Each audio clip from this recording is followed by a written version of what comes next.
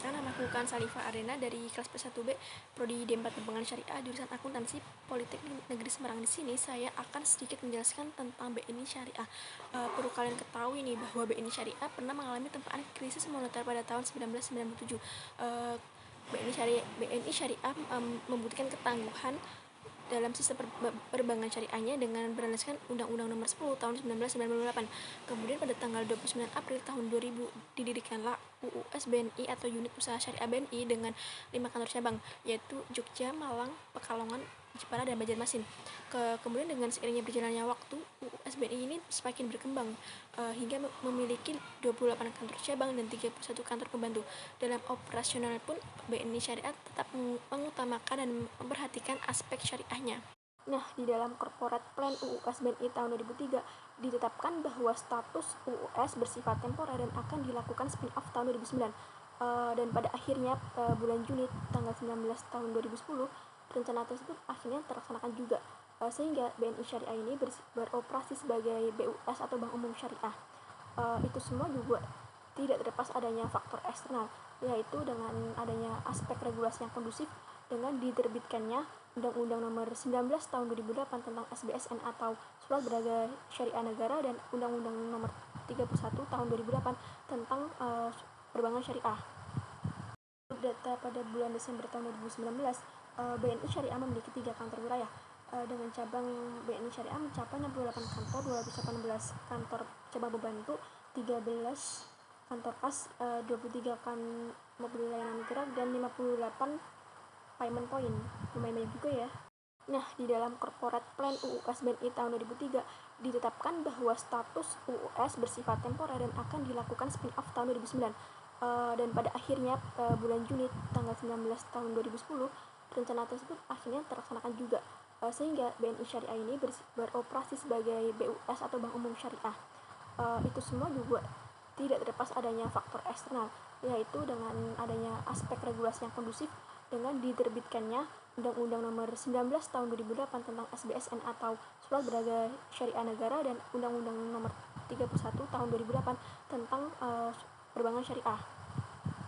Data pada bulan Desember tahun 2019, BNI Syariah memiliki 3 kantor wilayah dengan cabang BNI Syariah mencapai 68 kantor, 218 kantor cabang pembantu, 13 kantor kas, 23 kan mobil layanan gerak, dan 58 payment point. Lumayan banyak juga ya.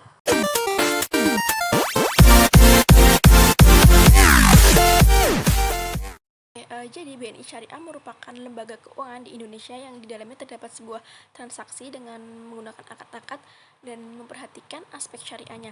Biasanya pada transaksi ini menggunakan akad pembiayaan, yaitu akad murabahah, mudarobah, dan musyarakah. Bahwa ini merupakan jenis-jenis pembiayaan yang ada di Bank BNI Syariah.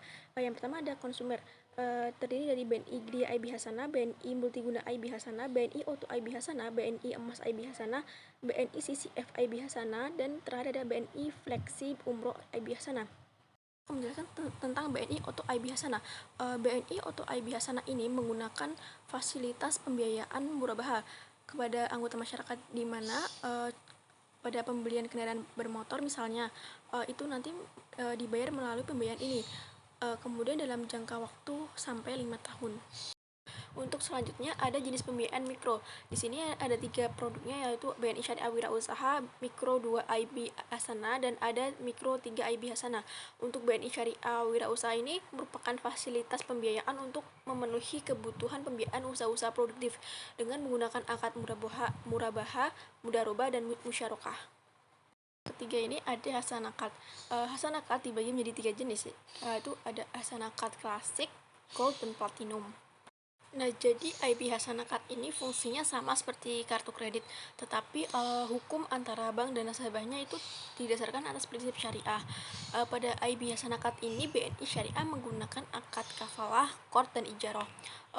IB Hasanakad juga tidak mendorong untuk pengeluaran yang secara berlebihan atau israf pada saat transaksi. Oke, yang keempat ada jenis pembiayaan korporasi. Dalam korporasi ini terdapat 6 macamnya. Yang pertama ada BNI Syariah Multifinance, BNI Syariah Linkage Program, ada BNI Syariah Usaha Besar, BNI Syariah Falas, BNI Syariah Ekspor, dan yang terakhir ada BNI Syariah Sindikasi.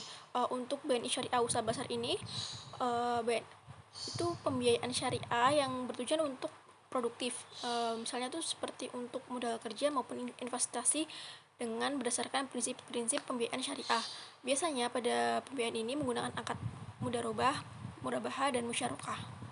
Yang terakhir ada jenis pembiayaan usaha kecil dan menengah. Di sini ada 5 macamnya. Yang pertama ada BNI Syariah Falas, BNI Syariah Orkap Kopek, kemudian ada BNI Syariah Linkage, usaha kecil IB Hasanah, wirausaha beragum properti IB Hasanah. Di sini saya akan menjelaskan yang BNI Syariah Linkage. BNI Syariah Linkage ini, pada pembiayaan ini BNI Syariah sebagai pemilik dana menyalurkan pembiayaan dengan pola ex-cutting kepada LKS atau lembaga keuangan syariah. Misalnya pada seperti BMT, BPRS, KJKS, dan lain sebagainya. Kemudian diteruskan ke end user atau pengusaha mikro, kecil, dan menengah syariah. Kemudian pada pembiayaan ini menggunakan akad murabahah, mudharabah, musyarakah, dan ijarah.